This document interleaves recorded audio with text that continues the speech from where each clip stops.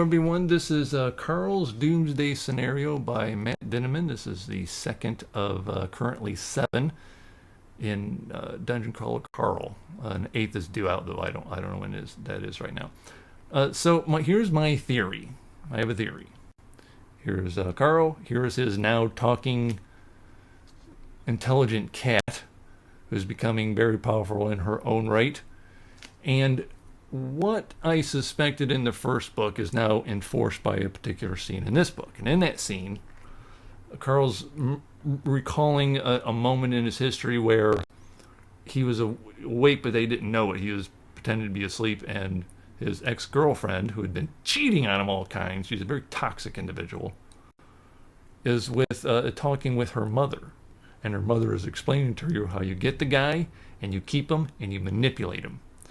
In, as I said, very toxic fashion. You got to make him think he's smart when he's actually stupid. Make yourself seem stupid and outsmart him and subvert him at every level.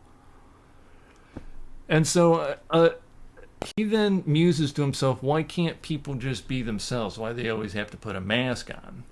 So it occurred to me that the aliens, which can get right in their minds, probably thought, this sounds like something that could have high entertainment value, so let's upload the ex-girlfriend into the cat, and that's why she is a talking cat. And so this could potentially create a very dramatic, revealing scene later on. Now,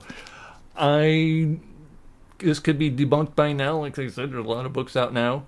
If you know this to be true or not true, don't go in my comment section saying so, because I'm just going to ignore it until I read it for myself in the series. But that is my theory, that his ex-girlfriend is actually the talking cat.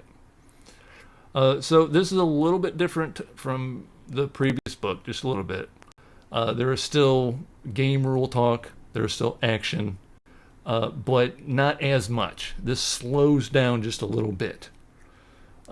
It's not in a hurry. They are in a city. That's where this particular level takes place. They have a handler. He's their guide. Whenever they get into a safe room and they have time to talk, there's this fellow named Mordecai who guides them along. And one of his big things is to say, don't get involved in side quests. Just stick to what I say. And of course, no, they got to get involved. They want to solve not a murder, but a series of murder, as dead women are just raining out of the sky. So they're looking for a serial killer of some kind, and they get involved in that. It actually has their actions during that have big repercussions for how this ends in a interview talk show fashion. Basically, really, the people, or shall I say alien beings, who run the show really are against them. And this is basically, seems like if Carl and Princess Donut did not have the high ratings that they have, they'd have been killed off a long time ago. So that's the only thing really saving them.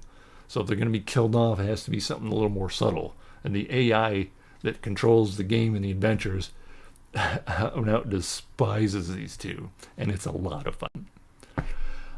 So I will say that the pop culture references continue, and the best one yet. I have to assume Matt Dinniman knows the story behind this, and he went and used it, but he used it in the wrong way on purpose.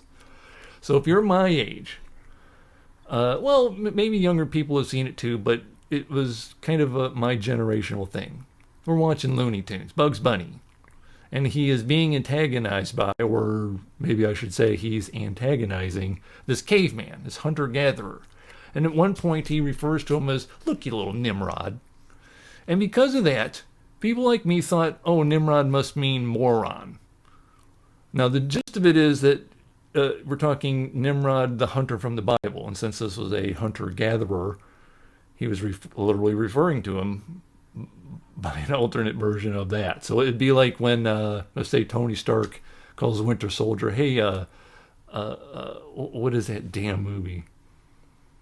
Manchurian Candidate. He refers to him as Manchurian Candidate. So that's what that is. That's what it is for real. But I didn't know that for a long time. And so years later, there I am getting into comic books, and I pick up X-Men number 208. That's an old one there. And we see the mutants here, and what this big pink thing back here is Nimrod. He is a giant robot that hunts down rogue mutants. And so he has a splash page at the end of this one where he introduces himself. Here's this great big splash page. He just jumps up. Right up there it says, "I am Nimrod." So I'm reading this without knowing what's going on, and I'm like, is this guy announcing, "I am a moron"? I thought maybe it means something else, but I didn't go look it up. 80s we're talking here, right? I completely missed it, too, in the very next issue. One of the characters very quickly says, "Oh, like the hunter from the Bible." So I missed it for years and years. I can't remember when I discovered it, but there it was. I am a moron. And that's how Dinniman uses it, though. He uses it that way, and he calls... Carl's like, "Oh, I don't want to get stuck with these two Nimrods." So I assume he knows the meta of it, and here's a Carl who doesn't and uses it that way as a little poke to the rest of us. So I do intend to continue this on. I was going to read it straight on through. I already have the third book ready to go, but we're going to take a little break, not because I want to take a break. It's just something new has come in, and it is a third book in a trilogy, and I didn't want to have it sitting there for weeks because I'm going to... it's going to take me a total of 7 weeks to get caught up to Dungeon Crawler Carl. So here we have Heart of the Wordwood by R.J. Barker.